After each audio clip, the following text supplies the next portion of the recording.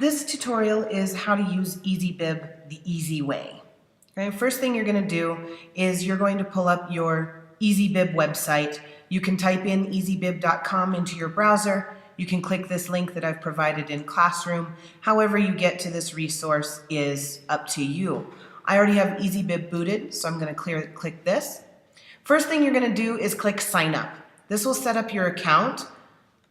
You're going to click the Google button, and you're going to find your Google account here.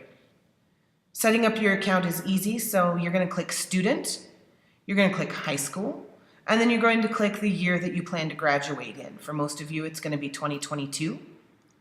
And then you're going to click Create Account. For me, I already have an account. You notice it's already saying that my email is already used. So I'm going to click Sign In, and I'm going to get into my account.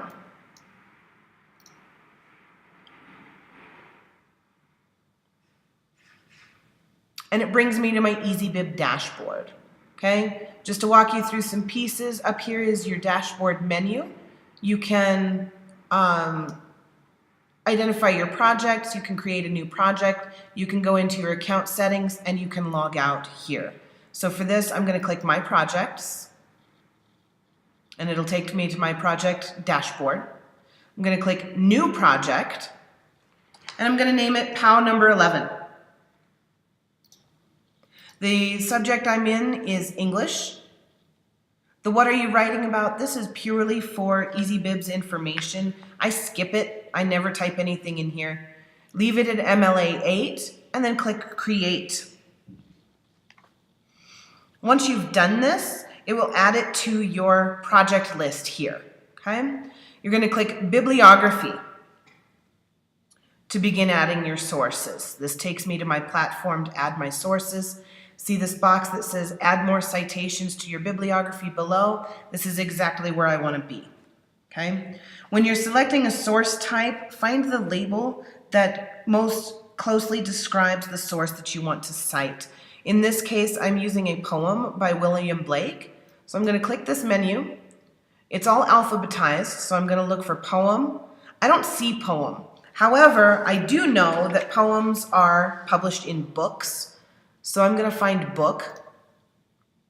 And then here in this field, it asks for a title and a ISBN, keywords. I don't have any of this information, so I'm going to click Manual Cite.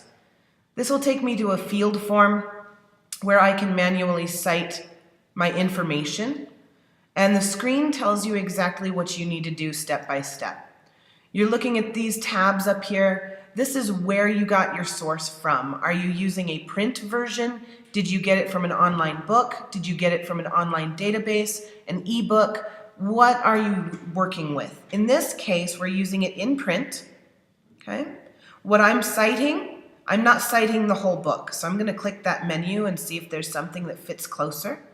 I am citing a chapter or a section. Perfect. EasyBib will bring me to a new form, because it's going to publish this more closely to what I'm using. In this case, it was published originally in this book. The chapter or section title is Two Sunflowers Move in the Yellow Room.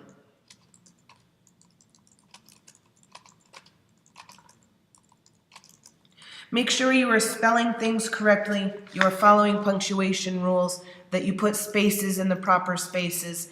The EasyBib monkeys will not fix typos. So you have to be absolutely perfect when you're typing in your information into your fields. In this case, I'm correct. I am citing a chapter, essay, poem, or short story. There's that keyword there. Down below, it's asking for my contributors. Contributors can be authors, editors, compilers, translators, more authors, etc. In this case, I have an author. His name is William Blake, so I'm going to type in William. And then I'm going to type in Blake. Again, make sure you are spelling names correctly and following capitalization rules. I don't have any source editors, so I'm going to skip that. I don't have a book title, skipping that. I don't have any of this information. I don't have any publisher information. I don't have any pages information. So I think I'm done. Now I'm going to click Create Citation.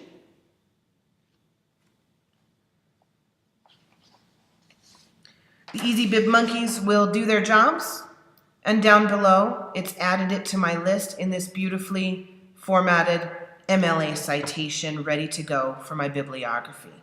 So let's practice again. We're going to go to the top and add our second source. Our second source for power number 11 is a song. So I'm going to look for a song. This is all alphabetized. There's no song. It's not there, but a song can be music.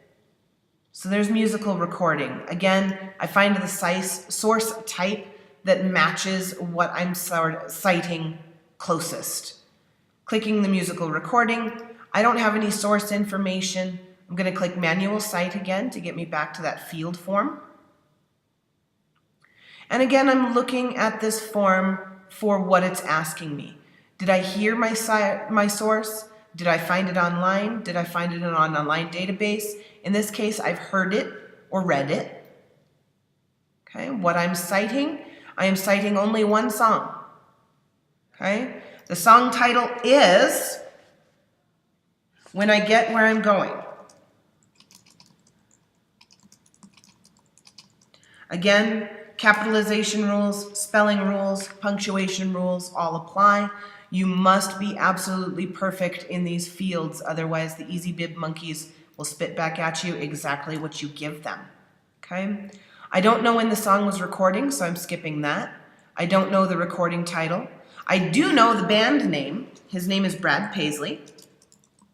So I'm going to type in his name. Make sure you spell him correctly. You capitalize him correctly. I don't know his producer. I don't know his location. I don't know his state. I don't know the year. I do know some contributors. Here's some things that I can actually put in, but I do know the singer. His name is Brad Paisley. Okay. Again, spelling his name absolutely correctly. I am capitalizing the B. I am capitalizing the P. If there was another contributor, I would click this, and it would give me another field form to fill in with other contributors. But in this case, we only have one singer, so it's Brad Paisley. Then it's asking me where I found this information. How was it published? Compact disc, MP3, MIDI, cassette, vinyl recording. None of these apply. I'm actually looking at a print source with this paragraph of the week. So I'm going to click Other. Then I'm going to click Complete Citation. The EasyBib monkeys again do their job, and they spit it back out at you in this beautiful, wonderful, formatted MLA citation.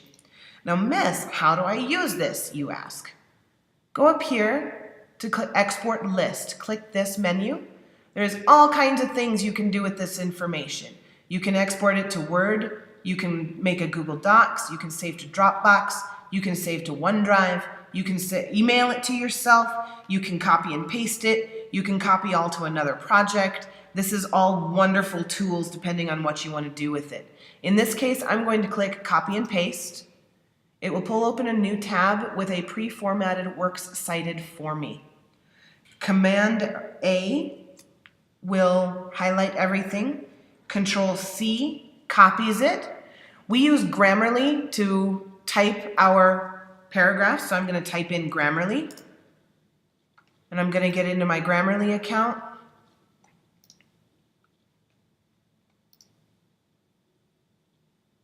Just like we normally do for every paragraph.